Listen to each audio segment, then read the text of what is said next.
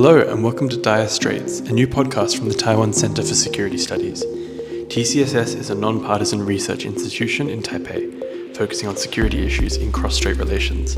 My name is Henry. And my name is Mary. And we're the hosts for this episode. This podcast is your new one-stop shop for all the latest developments in Taiwan and its region. Released monthly, we'll be sharing news from the area that matters to you, with expert analysis and discussion. The first half of this podcast will take some of the best bits from Security Commentaries, the Centre's monthly newsletter, before we dive deeper into the stories that have been catching our interest in the last month. Let's get started.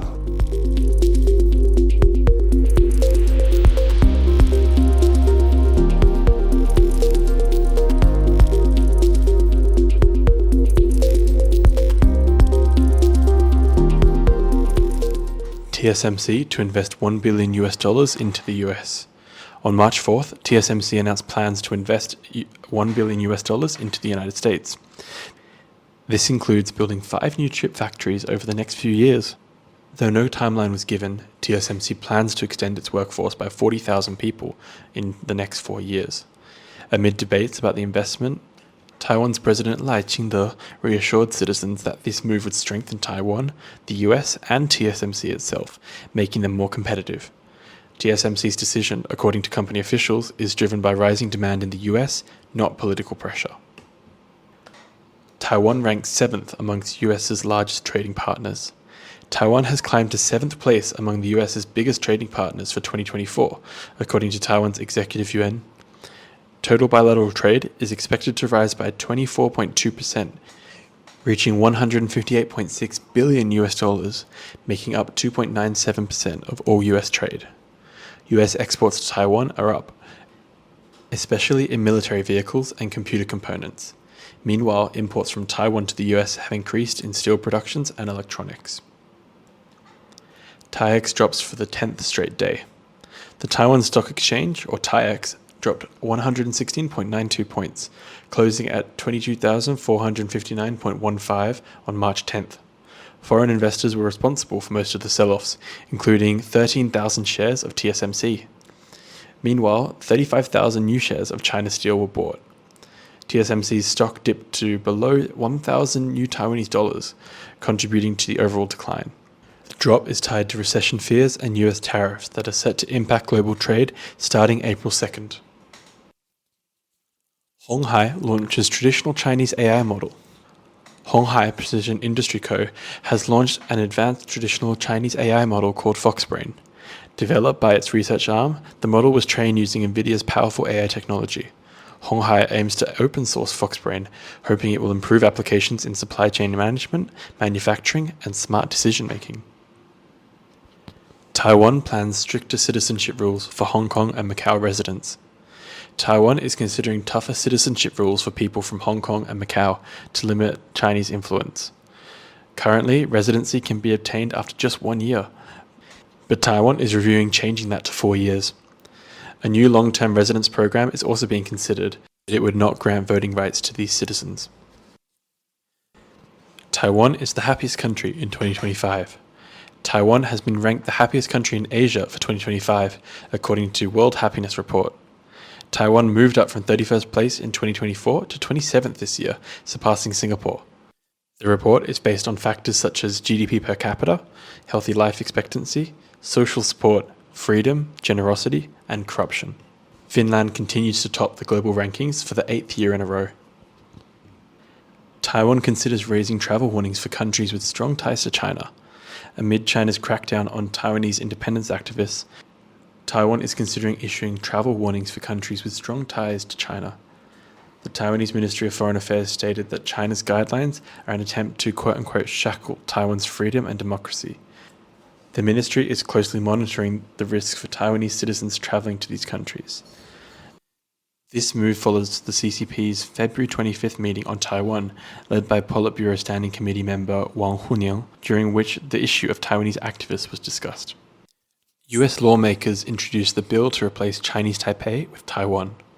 On March 15th, US lawmaker Byron Donalds introduced House Resolution 2113, the America Supports Taiwan Act, which calls for replacing the term Chinese Taipei with Taiwan across all US federal agencies. The bill aims to strengthen America's commitments under the Taiwan Relations Act and ensure Taiwan can maintain a sufficient self-defense capability, as China has used the term Chinese Taipei as a tool for diplomatic coercion.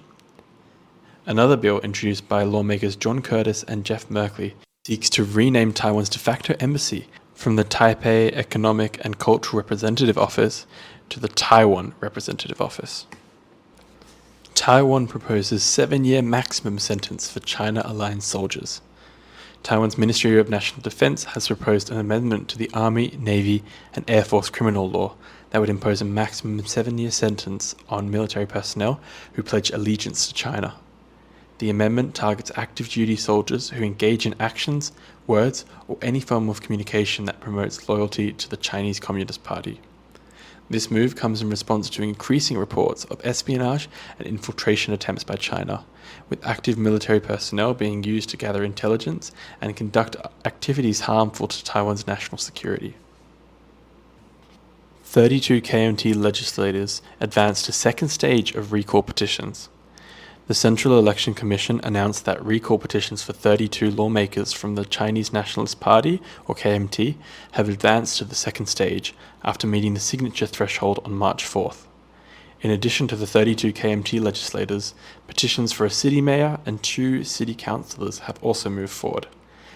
However, recall petitions for 9 Democratic Progressive Party, or DPP lawmakers, did not meet the required signature threshold, and the petitioners have been given 10 days to submit additional signatures. There has been no further updates since.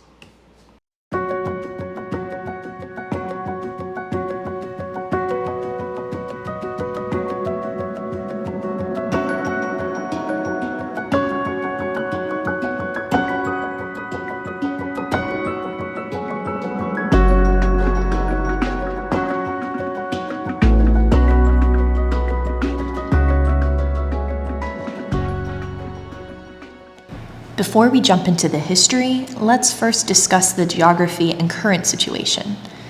Kinmen and Matsu are 2 groups of outlying islands administered by the Republic of China, or Taiwan. They are located in the Taiwan Strait near mainland China.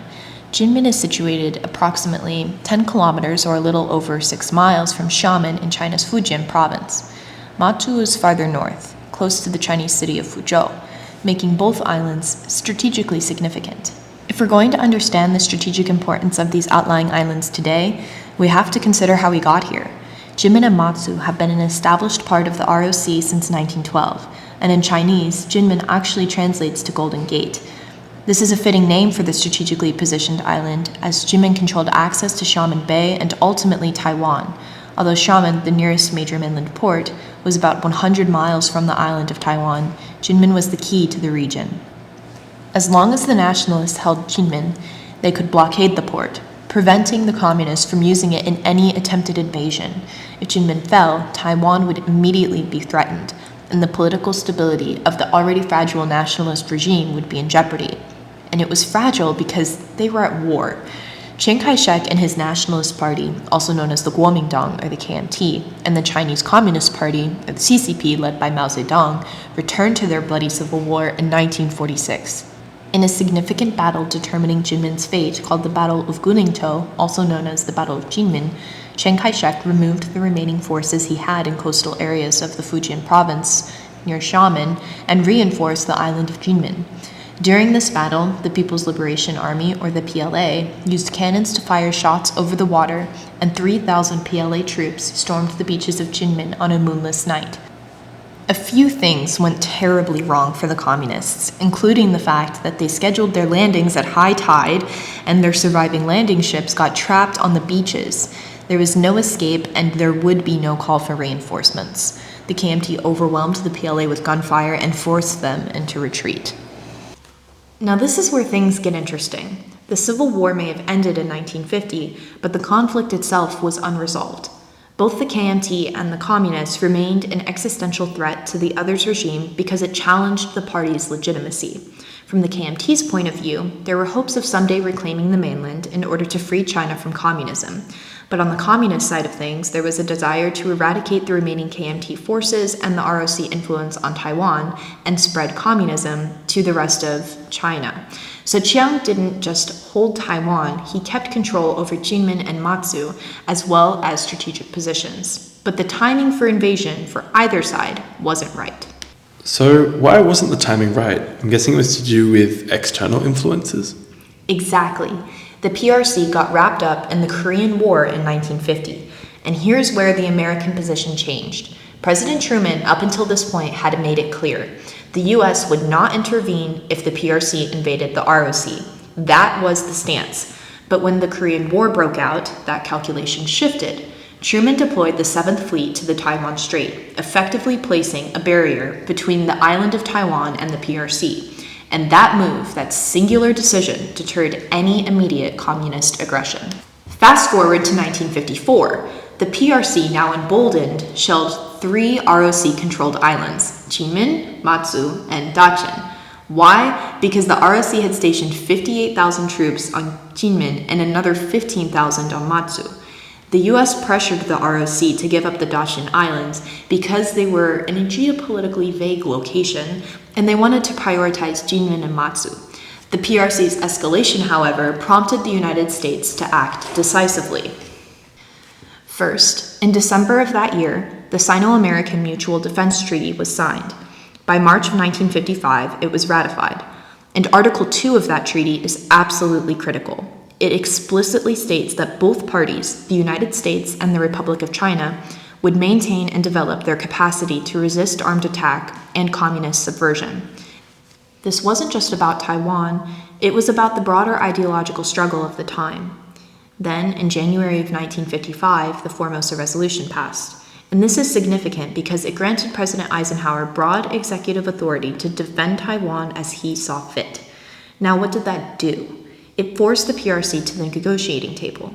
Premier Zhou Enlai had no choice but to engage with the United States. But then, in 1958, another conflict erupted. Why? Because the PRC perceived a moment of weakness. The US was preoccupied with intervention in Lebanon, and in geopolitics, perceived weakness invites aggression. Yeah, that's a pattern you see throughout history, right? For sure. Eisenhower understood this, and he was deeply concerned. If the nationalists lost the islands, morale would plummet. It wouldn't just be a loss of territory, it would signal the beginning of a communist conquest of Taiwan itself. Okay, so what did the United States do then? Well, it arranged a resupply operation for ROC garrisons on Kinmen and Matsu, and that action, once again, changed everything. The bombardment stopped, the crisis eased, and what followed was a bizarre but telling arrangement. The PRC and the ROC agreed to shell each other's garrisons on alternating days. And get this, it lasted for 20 years.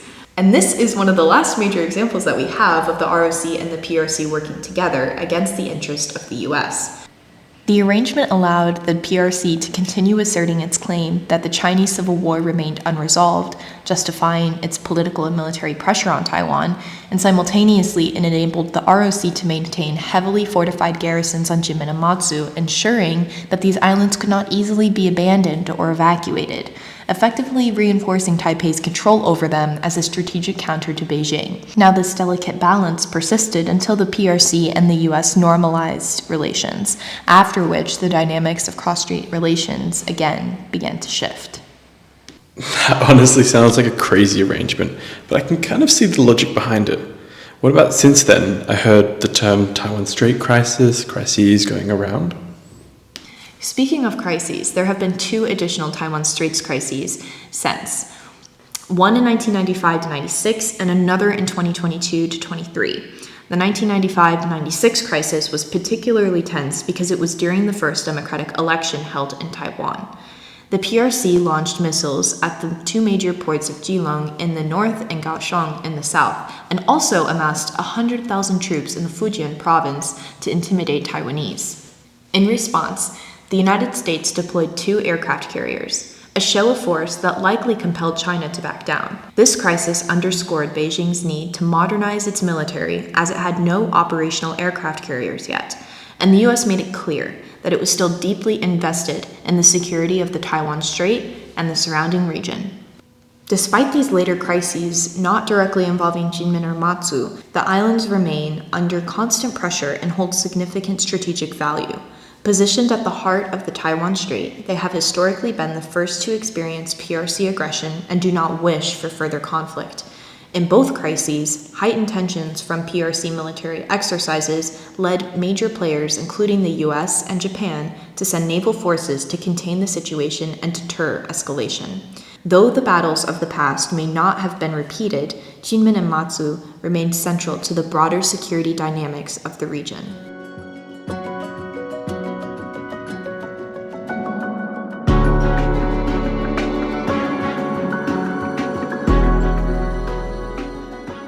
So that's the history, the artillery bombardments, Cold War drama. But what about today? What life actually is like for people living on Kinmen and Matsu? The short answer, they're still on the front lines, but the battlefield has changed. The constant threat of open warfare has subsided, but the tension hasn't disappeared. Now, that danger comes from something known as grey zone tactics, a term you'll often hear if you follow cross-strait relations. Simply put, grey zone tactics involve staying just below the threshold of an all-out conflict. China applies pressure steadily, sometimes overtly, sometimes subtly, to make life uncomfortable for Taiwan without triggering an all-out war. This could mean anything from military exercises to cyber attacks, trade barriers, or even shifting tourism patterns. No shots are fired, but the message is clear. Taiwan is being worn down. For people living on Kinmen and Matsu, they feel it every single day. So, what do the people think? And how does this political reality reflect their vote? Well, in January 2024, Taiwan held its presidential election. The DPP won a third consecutive term under Lai Ching-te, but the story didn't end there. For the first time since 2016, the DPP lost its parliamentary majority.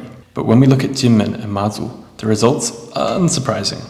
Over 60% of voters on both islands supported the opposition KMT party, which takes a more conciliatory approach towards Beijing.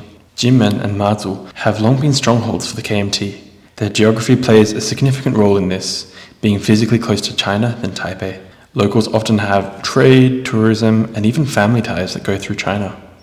For them, cross-strait relations are not just an abstract political issue, they're a daily reality. That's why elections matter so much here. The DPP has consistently taken a firm stance on China, defending Taiwan's sovereignty and rejecting Beijing's One China framework. Both under the Tsai Ing-wen and Lai administrations, this hardline approach has remained steadfast, despite growing military pressure and economic coercion from Beijing. Yeah, and I imagine because these islands are so close to mainland China, these differences feel a lot more relevant and pressing. Oh, 100%. For most of the island of Taiwan, these tensions are distant, often something you read about in the news. But on Kinmen and Matsu, you can see and hear the pressure. Military drills offshore, ships just over the horizon, soldiers stationed nearby. It doesn't mean the locals support Beijing. Far from it. Most of them see themselves as neither a part of the mainland nor a part of Taiwan. Most worry that the DPP's tough stance could place them directly in harm's way. But when the islands vote KMT, it's often less about an affection for the party's policies and more about wanting to maintain calm and stability in an increasingly precarious environment. Okay, so what has China's response been? Well, to sum it up in a term, grey zone tactics. Almost immediately after the election, China stepped up its pressure. Chinese Coast Guard vessels began regular law enforcement patrols in the waters controlled by Taiwan, especially around Kinmen. These waters have long been contentious. In 2009, Taiwan's KMT government quietly acknowledged that parts of the area were too close to China for effective patrols. In February 2024, there was a deadly incident where 2 Chinese nationals drowned after being chased by Taiwan's Coast Guard. Following that, China began regular patrols in what had been considered Taiwanese-controlled waters. Now it's become routine, with some calling it the Kinmen model. These are classic grey zone strategies. Create facts on the ground, make them routine, and slowly shift perceptions of control, or without firing a shot, to build a narrative in the PRC's favour. But the grey zone pressure goes further than just Coast Guard ships. In February 2023, Matsu's undersea internet cables were severed, 2 of them mysteriously. Officially, Chinese fishing vessels were blamed. But this wasn't the first time. Since 2017, similar incidents have occurred over 30 times around Kinmen and Matsu. often dismissed as merely accidents. But this time, the impact was undeniable. Matsu was cut off from the outside world for weeks, relying on backup microwave systems to stay connected to the internet, banking, healthcare, and even basic phone calls. They were all disrupted. It sounds like the message here is China doesn't need to physically occupy these islands to disable them. The next communication blackout could happen any time. Yeah, exactly, Mary. There's also an economic layer to this pressure. China has been making a concentrated effort to put Kinmen and Matsu into its economic orbit, with not just sticks, but also carrots. Since 2019, China has promoted the Fujian Cross-Strait Integration Zone to make it easier for residents to work, study, and invest in Fujian province just across the water. These incentives include discounted transport, housing subsidies for those who relocate, scholarships for students, and even cross-strait infrastructure proposals like undersea bridges and electricity sharing projects. And for those people living on small, isolated islands facing economic stagnation and population decline, these offers can be tempting. It's not about being asked to choose between independence and unification. It's about being subtly nudged towards considering life in Fujian as an easier, more stable alternative. So where does all of this leave Kinmen and Matsu? These islands are definitely in a precarious position. Geographically, they sit on Taiwan's front lines, right off the coast of China, but they're also deeply tied to the mainland. Politically, they exist in a kind of grey zone, with Taiwan's security guarantees not fully extending to them. As you know, Mary, in 1979, the US passed the Taiwan Relations Act, which promised support for Taiwan's self-defense, but it left Kinmen and Matsu out of the fine print.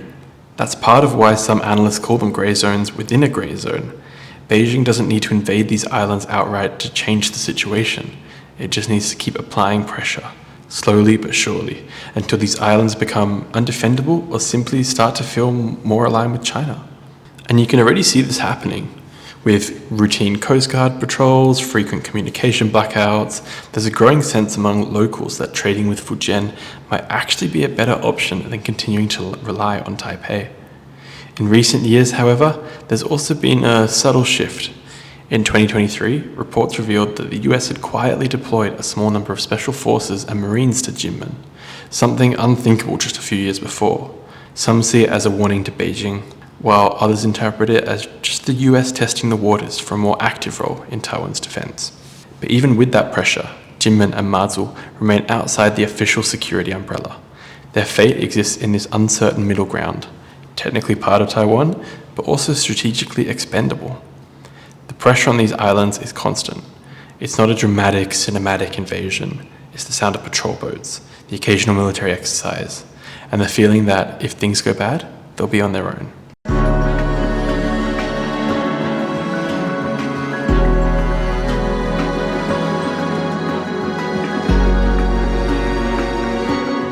While the current situation on Kinmen and Matsu reflects a delicate balance between pressure and resilience, the future of these islands hinges on both local decisions and broader geopolitical shifts.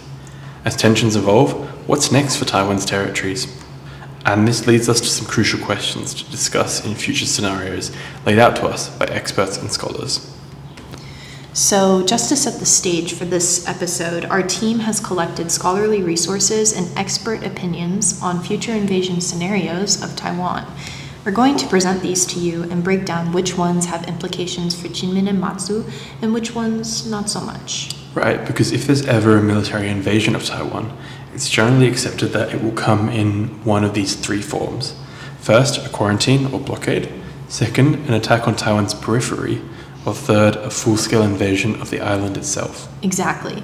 But how big of a role the outlying islands like Kinmen and Matsu would play in these scenarios is a matter of debate. For example, Andrew Chubb, a fellow at the Asia Society Policy Institute, argues that an operation to capture Taiwan's offshore islands would offer Beijing considerable advantages over a direct invasion or blockade. Right. Because tactically, it would give Beijing more flexibility and escalation control while lowering the risk of civilian casualties. And according to Chubb, it would also make a strong response from Taiwan or the US less likely, as the action could be considered a gray zone move, and the ramifications would be largely contained. Would China actually consider an annexation of these islands a warm-up to a full-scale invasion? Would that be considered a direct act of war, or grouped again in blurred aggressions and gray zone tactics? Exactly, that's a scenario that keeps coming up. The idea that China could invade Kinmen and Matsu as a precursor to the full-scale war. This is where scholars like Hong De and Hong Zijie come in. They argue that China is unlikely to launch a full-scale invasion outright. Instead, they suggest that an attack on Kinmen and Matsu would be more of a psychological strategy to pressure Taiwan into negotiations rather than fight a prolonged war. But Henry, wait, there's more. There's a contrasting argument from some scholars that psychological strategies are a part of cognitive warfare that argues it is the PRC's main tool in demoralizing Taiwan, essentially arguing that China can achieve reunification goals without any invasion at all, but strictly through disinformation, legal warfare or lawfare, and economic warfare. But if they aren't successful in that strategy, would invading the islands even be an effective solution? Because there are certainly risks and disadvantages to attacking the outlying islands, right? Absolutely. One big issue is that attacking Kinmen and Matsu or any of the outlying islands is that it would revoke the element of surprise. It would give Taiwan time to rally international support, secure military aid, and strengthen its defenses before a larger assault. And ironically, it could trigger US involvement sooner than China would like. But would the US actually come to the defense of these islands? Historically, US defense commitments have been focused on Formosa and the Pescadores, which doesn't technically include Kinmen and Matsu. But back during the first and second Taiwan Strait crises, the US still intervened to defend these islands. Exactly. So what was the real strategic calculus behind that? And if an invasion happened today, would Kinmen and Matsu still play a role in US strategy? That's a big unknown. And some scholars, like Robert Blackwell and Philip Zelikow, argued that if China were to attack Taiwan's periphery first, they'd probably go for places like the Spratly Islands or the Penghu Archipelago, not Kinmen and Matsu, though they still remain possibilities. Which leads to the question of how important are Kinmen and Matsu to Taiwan's defense today? That's a great question. Hong De and Hong Zijie suggest that Taiwan should consider abandoning Kinmen and Matsu altogether. Some even think their transformation from military outposts into tourist destinations has been an intentional move, so that if China ever took control, it wouldn't be seen as a devastating loss, not just militarily, but in the sense of morale in Taiwan. So are these islands still Taiwan's first line of defense? Strategically speaking, some experts think they're actually less important than other territories like Penghu. The US would likely advise Taiwan to prioritize its defenses closer to the main island rather than spreading its forces too thin. We actually saw this back in the first Taiwan Straits crisis. Whenever the PRC attacked the Dachin Islands, the US made Taiwan prioritize just Kinmen and Matsu, and that could happen again. Yeah, and keeping troops stationed in Taiwan rather than in these outlying islands could help ensure a stronger defense if an invasion does happen. Additionally, Kinmen and Matsu's proximity to the People's Republic of China could make them harder to defend effectively. Their role as military outposts has diminished over time, and some analysts suggest that their importance has shifted more towards political symbolism rather than military strategy.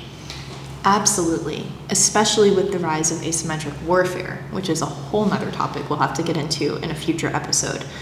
So, bottom line, while Kinmen and Matsu are historically significant, their role in a future conflict isn't as clear-cut.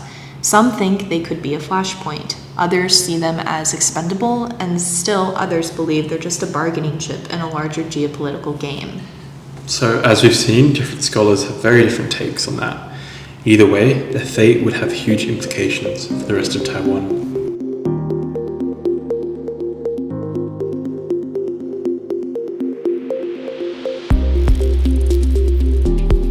Did you know there's a difference between a One China policy and the One China principle? If you enjoyed this episode of Straits Talking, please be sure to join us next month when we explore Taiwan's diplomatic reality. We will be here monthly to keep you informed about the security issues facing our region.